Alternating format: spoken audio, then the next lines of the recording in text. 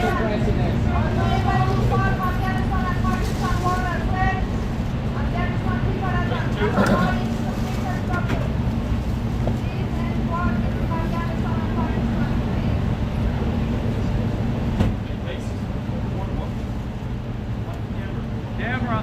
President Trump, sir, do you believe you can convince Vladimir Putin to end the war in Ukraine? Do you believe Putin is negotiating in good faith, sir? Do you believe, is Putin negotiating in good faith, sir? Thank you.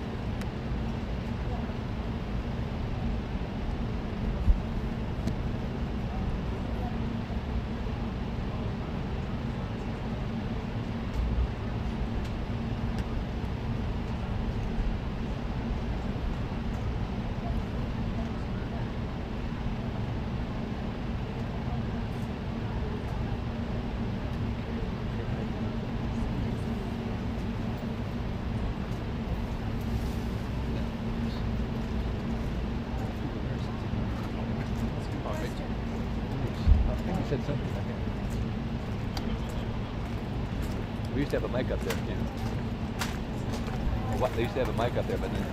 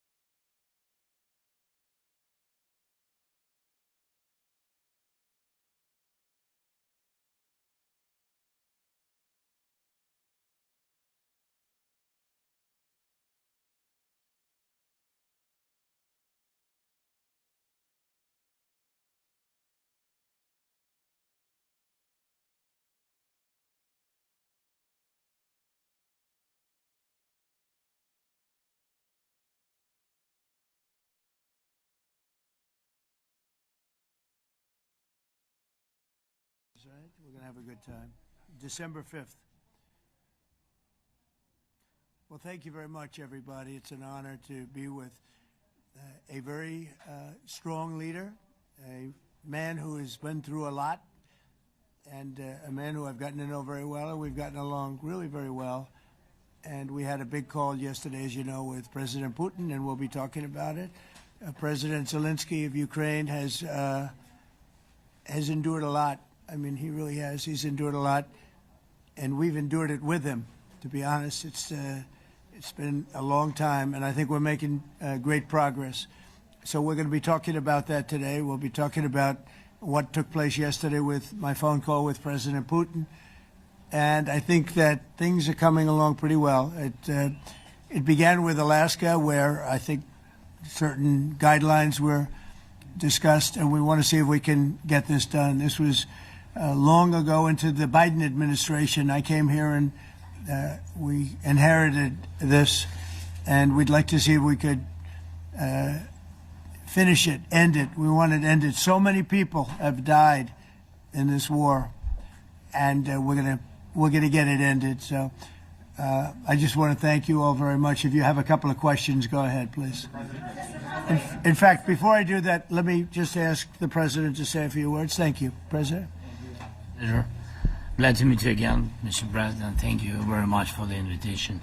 Again, my congratulations with your successful ceasefire in the Middle East. Thank you. Yeah, and you did it, and I think this is the momentum to finish Russia's war against Ukraine. I think that, yes, we understand that Putin is not ready. I think not ready, but I think that I'm confident that with your help, we can stop this war. And we really need it. We see that they don't have successful steps on the battlefield, and it's good. I think that their army is weak now, but a lot of losses. They have a lot of losses and in economy and people, and I think this is a very important moment. And I wanted to thank you, Mr. President, after our phone calls. Yesterday I had a good opportunity to meet with the big American energy companies, and they're ready to help us. Yes, after all these attacks on our infrastructure, Russian attacks, and etc. And I had also meetings, thanks to your team. We had meetings with a good military companies. We spoke about air defense, and I want to share it after with details where we are. Thank you. Thank you so much. Thank you very much. Mr. Very good. And I think it looks beautiful in his jacket. Yeah? It's beautiful. I hope people notice. It's actually very stylish. I like it. President Trump. Yeah, please, go ahead. Under the Biden administration, the White House was fearing of a possible escalation. They were not allowing the Ukrainians to strike into Russia, fearing of this escalation. Yeah. Would your administration allow Ukrainians to strike deep into Russia? We're going to be talking about that. That's something we'll be talking about. You're right. It's an escalation, but we'll be talking about that. Mr. President. Will President Zelensky join you in Hungary to meet President Putin? Because it's a leader that we like. We like Viktor Orban. He likes him. I like him. It's a country that's a safe country. Done a very good job. He's been a very good leader in the sense of running his country. He doesn't have a lot of the problems that other countries have. And so we've decided that we'll be going to be with Viktor Orban, and I think he'll be a very good host. President Trump. President Trump. President Trump. Right here. It's President Trump. Hungary, yeah. We're doing Hungary, yeah. With Putin, is it a trilateral meeting, or is it just you and Putin? To be determined, but I would say most likely it's going to be a double meeting. It'll be a double meeting, but we will have the President, Zelensky, in touch. There's a lot of bad blood with the two presidents, and I'm not speaking out of turn when I say it. It's a very difficult situation. You know, we just settled the war, and after thousands of years, I guess. People say anywhere from 500 to 3,000 years, and I was in rooms, as you saw, because you were with me, a lot of you were with me last week, with leaders that didn't like each other, but they were able to get along. These two leaders do not like each other, and we want to make it comfortable for everybody. So one way or the other, will be involved in threes, but it may be separated. President Trump. Mr. President. President Trump. Doesn't agree to peace in Was he what? Where are you from? From Ukraine. He actually had a Okay, good. conversation with me Good, in yeah. Ukraine. What if President Putin doesn't agree to peace in Hungary? What do you do then? Do you have? Well, let's see what strategy for happens. that? I mean, you know, what if? I think he will. I think that President Putin wants to end the war, or I wouldn't be talking this way. I think he wants to end the war. I spoke to him yesterday for 2.5 hours. We went through a lot of details. He wants to get it ended. I think that President Zelensky wants to get it ended. Now we have to get it done. President Trump. Kara Castronova from Lindell TV. And although I love asking you questions, today my question is for President Zelensky Sure. of Ukraine. Go ahead, please. Thank you. Our President Zelensky, President Trump, just brokered a peace deal in the Middle East that all Americans, both sides of the aisle, are very proud of. But to meet that deal, both sides had to make concessions. Our president has stuck out his neck in many ways to make a peace deal for your war as well. What specific concessions are you willing to make to end this war with Russia? Will you give up joining NATO? Americans have foreign war fatigue, and our president, as he said, we need our tomahawks too. To me. Yes, you, Okay. President Zelensky. Thank you What very much. concessions would you That's some question. Right? So many Thank questions you. in one. Thank you very much for your question. First of all, I think we need to sit and speak. The second point, we need ceasefire. Even now, you see in the Middle East, it's very difficult to hold ceasefire. Everywhere, in every war, it's very difficult. We want peace. Putin doesn't want. That's why we need pressure on him. We will speak with President today what we need. We understand what we need to push Putin to negotiation table. And as I said previously, so we are ready to speak in any kind of format, bilateral, trilateral, doesn't matter. Matter just peace. This is important. And we don't speak about NATO or NATO. For Ukrainians, it's very important. Of course, it's our decision, decisions of allies to decide where we are. But are you willing to give Yes, up but joining the NATO? most important thing for people in Ukraine, which are under each day's attacks, to have really strong security guarantees. NATO is the best, but weapon is very important. Allies on our side is very important, and between us, for us, bilateral security guarantees between me and President Trump is very important.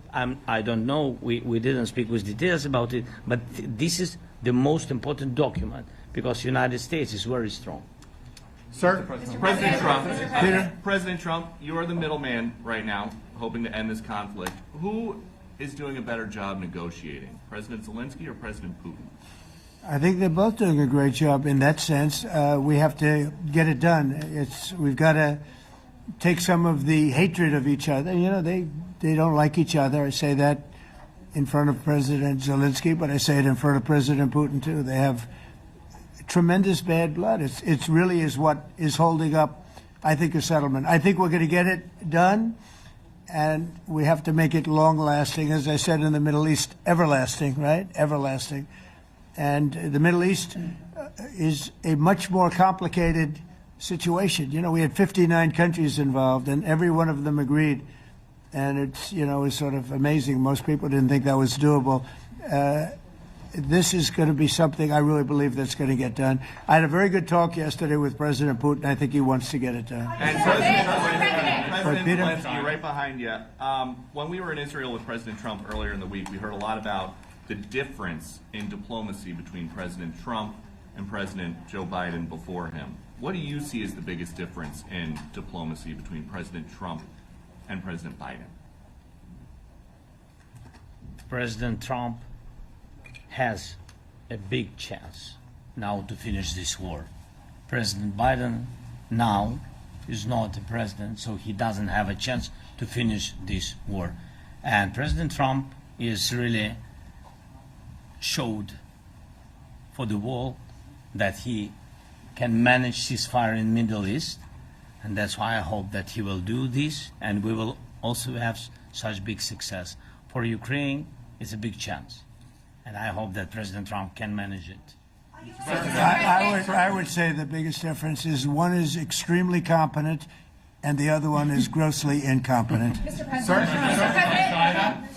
a few weeks ago in New York when you two met, you said that you think Ukraine could ultimately take back all the territory that it's lost so far. Do you still think that's the case, or do you think there'll have to be some sort of You swap never of know. territories? Look, you know, war is very interesting. You never know, do you? You just never know. With war and peace, but you never know. Are you ready? President Trump, Please. Russia calls Tomahawk supply to Ukraine as an escalation, yet it continues using similar cruise missiles like Caliber. And Yeah. even Who are you with? Who are you with? You Ukraine? Yes. Good. But Russia continue even using the cruise missiles and also nuclear-capable ballistic missiles in Ukraine since 2022. So do you consider providing Ukraine with the Tomahawk or similar missiles as an opportunity to equalize the possibilities of Ukraine and Russia and push Moscow to the negotiation Yeah. table? Sure. We're going to be talking about that. That's why we're here. Okay? Fair question. Exactly as he told you to say it. But we're going to be talking about it. Okay? Yeah, please. Mr. President, message to India and Hungary who is still refusing. You said India and Hungary? That's an interesting. And Hungary India and Hungary. It's an interesting combination. refuse to stop buying Russian oil. Well, India is not going to be buying Russian oil anymore. And Hungary is sort of stuck because they have one pipeline that's been there for years and years and years, and they're inland. They don't have sea. They don't have sea. And I spoke with the very great leader of Hungary, and they are, you know, it's very hard for them to get oil. I understand it. Hungary's in a very interesting position because they can't have ports. You know, they're surrounded by land. So we'll see what happens there. But India will not be buying oil from Russia. And, they've already de-escalated and they've more or less stopped. They're pulling back. They bought about 38% of the oil, and they won't be doing it anymore. Mr. President Trump has been helping you in achieving peace in Ukraine. Who has?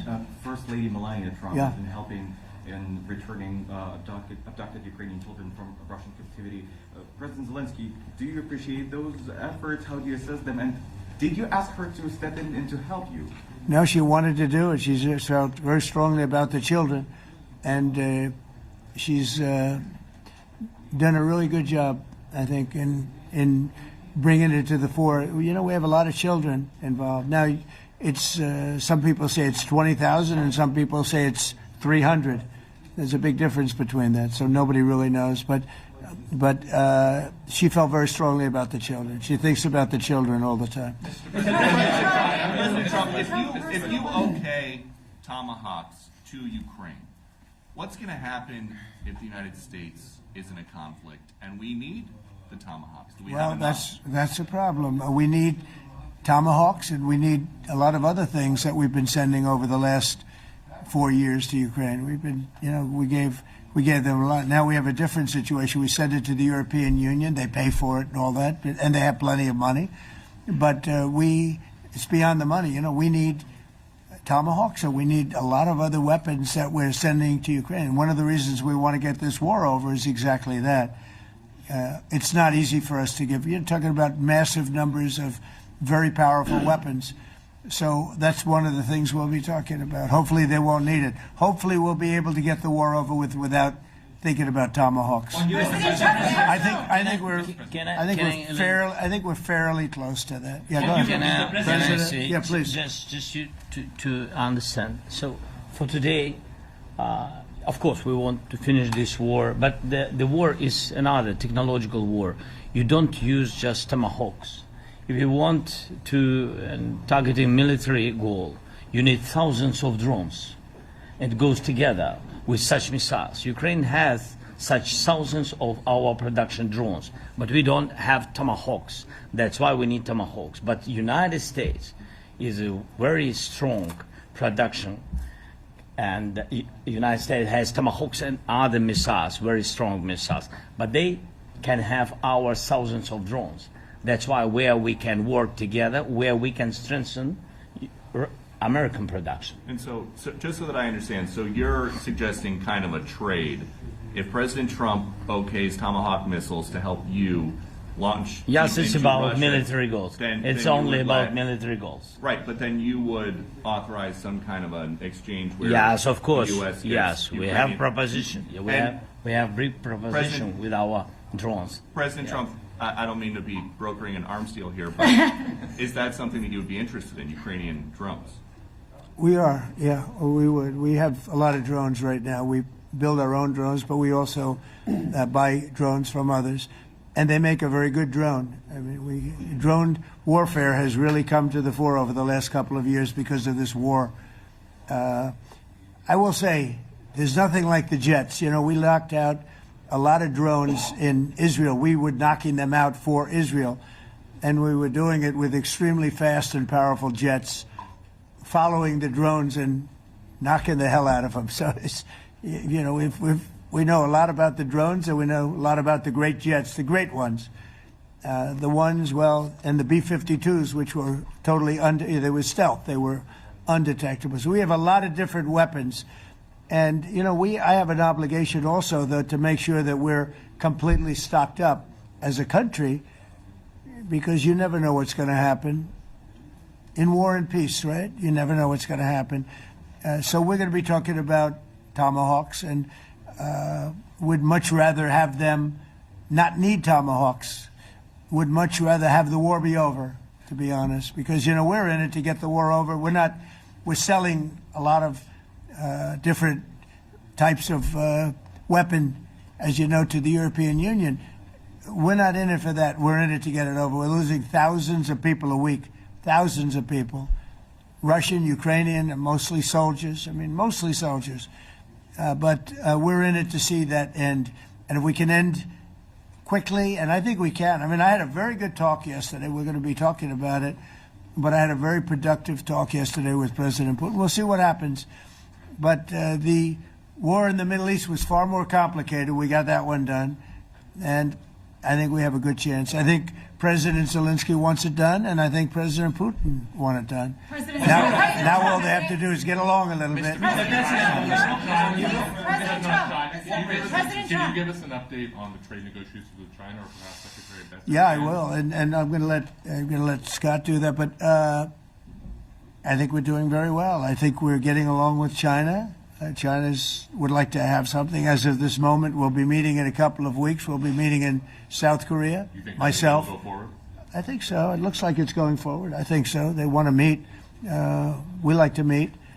I have a very good relationship with President Xi, and we're going to see what happens. But, you know, for years we were taken advantage of by China very badly. We were losing hundreds of billions of dollars a year to China. We really built their military, if you think about it. The kind of money that presidents allowed to be lost to China was just insane. And then when I came into office, as you know, I put very severe tariffs. So we took in hundreds of billions of dollars in my first term from China. Biden let that go because it was so much. He let it continue, but he gave all sorts of exceptions. And by the time you looked at it, Scott, I would say it wasn't the same thing. He would give an exception for anything.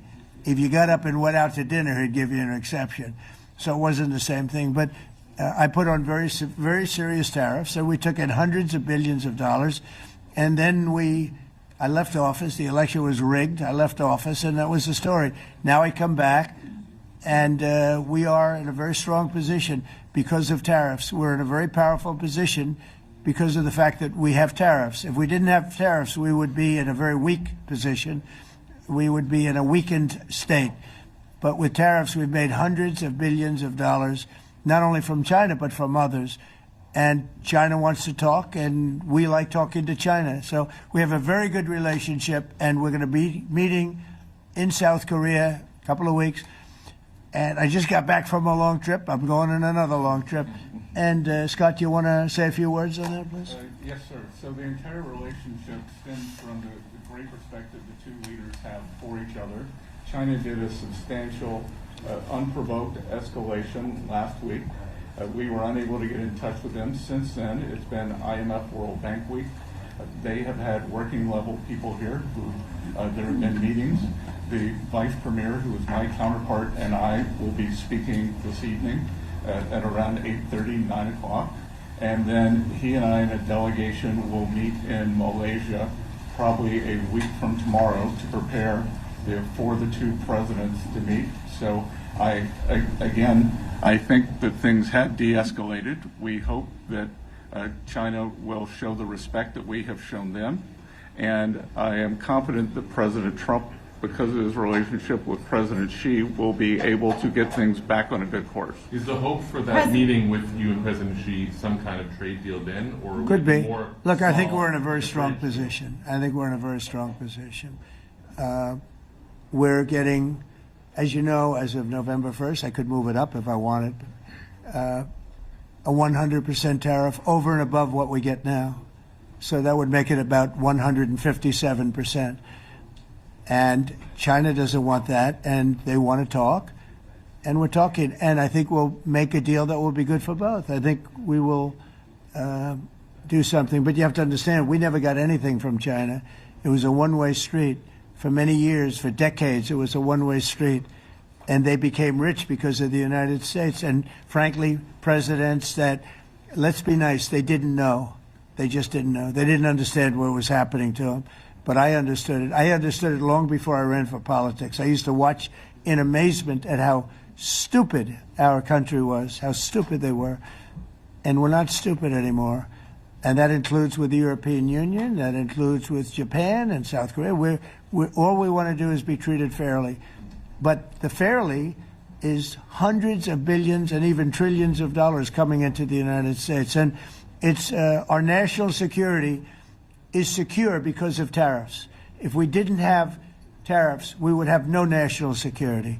So it's very important. Will you seek China's help in ending the war in Ukraine? Do you need them to put pressure on Russia? I'll be discussing that, but I'd love to see it ended before that.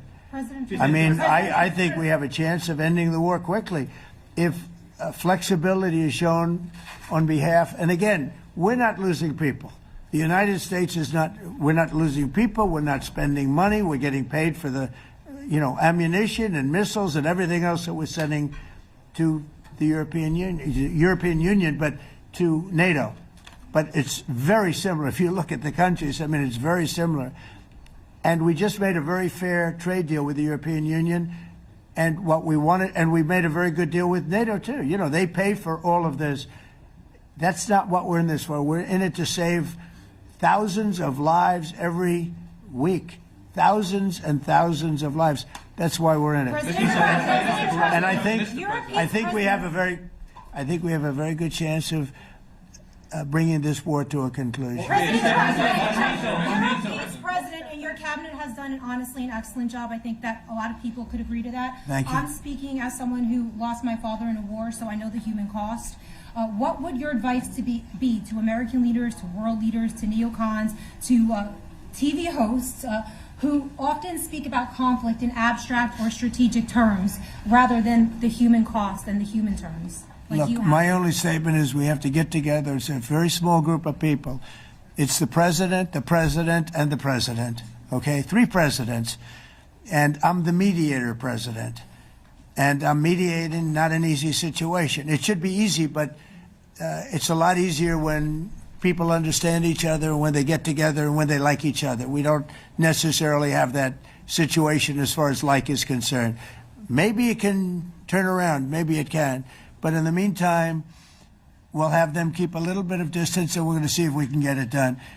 This is number 9, okay? This will be number 9 for me. I've solved 8, including the Middle East. I've solved 8. This, I thought, would have been among the easiest. We solved, President Putin mentioned yesterday Armenia, all of the different wars. He said it was amazing but the big one that he was surprised that we were able to settle was the Middle East. He thought it was incredible. He was very generous in that sense. This should be something we're able to settle, and I think we will be able to settle. Brian. Yes, sir. On that note, you will go down as the peacemaker, no doubt, and you will resolve this war. Well, we resolved 8 others. It's funny how people say that. If you get this one, every time I do one, they forget about that one. I solved 8 wars. Go to Rwanda and the Congo, talk about India and Pakistan, look at Thailand, look at all of the wars that we solved. And every time I solve one, they say, if you solve the next one, you're going to get the Nobel Prize. I didn't get a Nobel Prize. Somebody got it who's a very nice woman, very nice. I don't know who she is, but she was very generous. So I don't care about all that stuff. I just care about saving lives. But this will be number 9. But every time I solve one, they said, sir, if you solve one more, you're going to be known as a peacekeeper. So to the best of my knowledge, we've never had a president that solved one war. Not one war. Bush started a war. A lot of them start wars, but they don't solve the wars. They don't settle them. And especially when they have nothing to do with us. I guess just about all of these wars had nothing to do with us. But I saved tens of millions of lives. The Prime Minister of Pakistan said, I saved millions of lives in interceding on Pakistan, and you look at Pakistan and India as an example. That would have been a bad one, 2 nuclear nations, right? So I say this, this is pretty much the last one, although I do understand that Pakistan attacked, or there is an attack going on with Afghanistan. That's an easy one for me to solve if I have to solve it. In the meantime, I have to run the USA, but I love solving wars. You know why? I like stopping people from being killed, and I've saved millions and millions of lives, and I think we're going to have success with this war. Wait, please. This, President Zelensky, this is your 3rd time over here. Oh. And by the way, you look excellent. Thank you, sir. Thank you. For you, by the way. This is your 3rd time here. How different sitting across from the president is this time versus the 2 previous times here at the White House? And how confident are you hearing the success rate of solving these prior wars that he can get this war solved? First of all, about suit. The same suit because the same president. It's very simple. The next president will have another suit. Yes. About our relations with President Trump, I think we have important dialogues, and I think we begin to understand each other. Yes, and I know that President is briefed very well about situation in the battlefield, and he knows a lot what's going on the battlefield in Ukraine, and I think it really helps. When you know a lot of things, a lot of details about one or another war, it helps a lot. But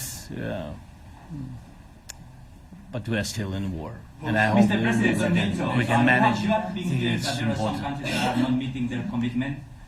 You pointed out Spain. They said that it's impossible. No, Spain has not come through. No, Spain has not been loyal to NATO.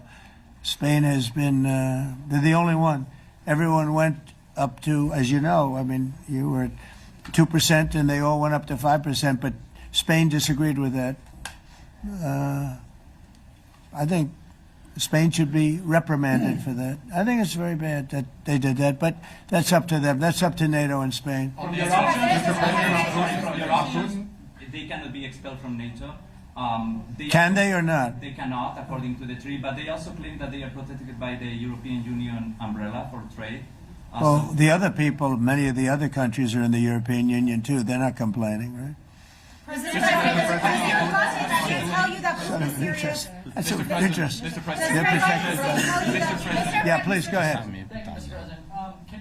Do you think you can carry the momentum from the Middle East deal over to this deal? And if I do. So, how does that move the needle? Yeah, I do. I think we carry a lot of momentum, a lot of credibility. Getting Middle East done was very important. Nobody thought it could be done. That was one nobody thought could be done, and we got it done.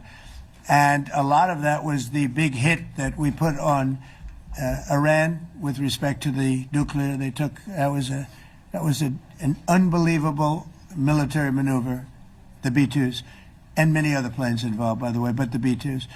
Yeah, I think nobody expected that to happen. And, you know, we had 59 countries involved, and these were countries very diverse. You had Arab, Muslim, Jewish, you had every country, Christian, you had every country, and many countries involved, and we got that done. And we got it done pretty swiftly after we after we set the table properly. We had to set the table properly. This should be one that we get done. And I think the table is set properly here now, too. And it'll be a great honor. It'll be a great honor to get it done. And the Ukrainian people are great, and the Russian people are great. And obviously they have much in common, as we understand. They have a lot in common. So it'll be a great honor to get it done. On Venezuela, there are survivors from your latest boat strike. What happens to those survivors? Well, I'll ask Marco to discuss that possibly. Yeah, it's well known there's an ongoing narco-terrorist operation the United States has been conducting. As far as details of any recent strikes, we're not prepared here to announce all those details, but you'll get that information here very shortly. And how are there survivors when these are meant to be lethal attacks?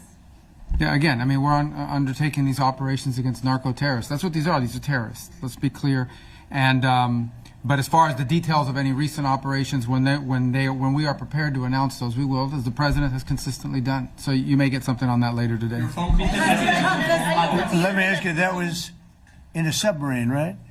We attacked a submarine, and that was a drug-carrying submarine built specifically for the transportation of massive amounts of drugs, just so you understand. This was not an innocent group of people. I don't know too many people that have submarines, and that was an attack on a drug-carrying, loaded-up submarine. Yeah. On Putin, is it your belief, as Mr. Zelensky said yesterday, that the threat of tomahawks and costs, as Secretary Hicks put it, is that bringing him to the table, the fact that it's kind of a carrot and stick? I don't know what's bringing him to I think he wants to make a deal, that's all. I can't tell you what's bringing him. Sure, that's the threat of that is good, but the threat of that is always there. Tomahawks are very dangerous weapons. They're incredible weapons. If you like warfare, it's one of the most accurate. You know, we hit 30 Tomahawks in Iran after the B-2s did their damage. We sort of gave it a little capper with 30 Tomahawks from a submarine, quite far away actually, but they're an amazing weapon. They're a very powerful weapon, but they're a very dangerous weapon, and it could mean big, escalation. It could mean a lot of bad things can happen. Tomahawks are a big deal. But one thing I have to say, we want tomahawks also. We don't want to be giving away things that we need to protect our country. We have a very strong country right now. We have a strong military. We have the greatest military in the world. We have the greatest weapons in the world. I want to get this war over. Okay? Putin-Trump tunnel to connect Russia and Alaska. Are you interested? I just heard about it. A tunnel from Russia to Alaska. I just heard about that one. That's an interesting one. We'll have to think about that. I hadn't heard that. We just did a nice road in Alaska that's going to get us to a lot of minerals, and we have a piece of it, a good piece of the ownership because of the fact we made it possible. But this came up yesterday, a tunnel from Russia to Alaska. That's an interesting. What do you think of that, Mr. President? Do you have any ideas? How do you like that idea?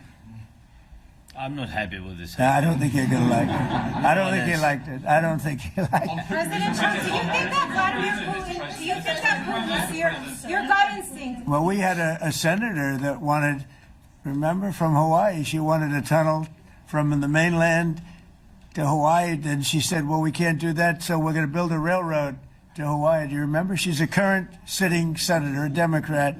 She wants a railroad to go to Hawaii, right? You know who that is, right? She's another beauty. President Trump, your gut instinct. Yeah, please. On your meeting with Putin, aren't you concerned that maybe the Russian president is trying to buy himself more time? Yeah, I am, but, you know, I've been played all my life by the best of them, and I came out really well. So it's possible, yeah, a little time. Is your gut instinct it's all right. But I think that I'm pretty good at this stuff. I think that he wants to make a deal. I made 8 of them. I'm going to make a 9th. I think he wants to make a deal.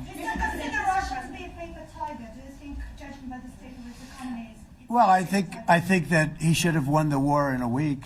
Yeah, I do think. And if we didn't give the anti-tank missiles, as you know, the javelins they call them, They got stuck in the mud. They would have been in Kiev very quickly. They were heading to Kiev. So, in war, you have a lot of luck, too. Weather has won war, and the cold and the heat and all things take place in war. But that was a very interesting moment when the tanks started rolling and some brilliant general said, let's go through the mud instead of going down the highway, right? So they got a little bit lucky. But where they really got lucky? I gave javelins. That wasn't given by Barack Hussein Obama. He gave them sheets. There's a statement.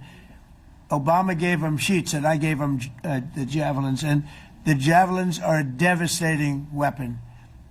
And that wasn't given by Obama. That was given by, because at the time it was Obama. That was given by me. So it was like one of those things. And you had hundreds of them. They're a devastating weapon. We have a lot of devastating weapons. I'd rather not use them.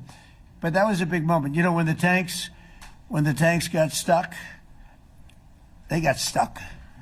And call it luck or call it talent. I'm not sure what you'd call it, but it was a big moment in time. Do you think Democrats will give you credit? Do you think Democrats will give you credit when you finally end this war, like they did with the war in the Middle East? And I think right now the Democrats are really damaged, mentally damaged. They want to take $1.5 trillion with a T, $1 trillion, and give it to people that invaded our country. They came into our country illegally, from prisons, from mental institutions, gang members. They want to give them health care and take it away from our citizens. We're not going to do that. $1.5 trillion. They want to destroy. They want to destroy our health care system. We're not going to let that happen. Do you authorize CIA operations in Venezuela as part of? Well, I wouldn't say that, but some interesting things are happening around the world. I'll say that. Mr. President, it has been reported that Maduro offered everything in his country, all the natural resources. He even recorded a message to you in English recently, offering mediation. What should we do in order to stop that? He has offered everything. He's offered everything. You're right. You know why? Because he doesn't want to fuck around with the United States. Thank you, everybody. Thank you, Press. Thank you, everybody. Thank you, guys. Thanks, guys. Let's go. Start moving. Thank you, guys. Let's go. Thank you, guys. Thanks, guys. Thank you, Press. Thank you, Press. Thanks, President Trump. Thank you, Press. You guys. Good job. Thank you, guys. Thank you, Press. I don't know. Join us if you'd like.